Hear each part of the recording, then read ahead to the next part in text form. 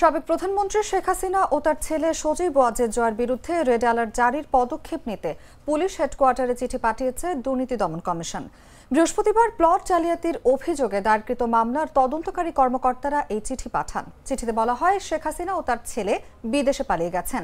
ন্যায় বিচারের স্বার্থে আসামির অবস্থান চিহ্নিত করে দেশে ফিরিয়ে এনে আইনের মুখোমুখি করতে আদালত ওয়ারেন্ট ইস্যু করেছেন। এদিকে রাজধানী উন্নয়ন কর্তৃপক্ষ রাজকের প্লট বরাদ্দে জালিয়াতির অভিযোগে সাবেক প্রধানমন্ত্রী শেখ হাসিনা, তার বোন শেখ রেহানা ও বোনের মেয়ে টিউলিপ সিদ্দিক, আজমিনা সিদ্দিক সহ অন্য আসামিদের বিরুদ্ধে পৃথক ৩ মামলায় তৃতীয় দিনের সাক্ষ্য গ্রহণ সম্পন্ন হয়েছে আজ।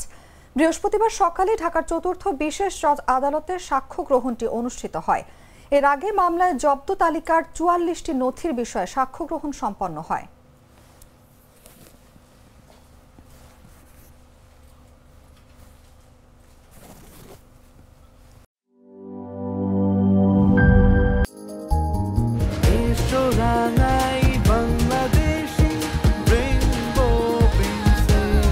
রেইনবো পেইন্টস, ছড়াও জীবনের রং।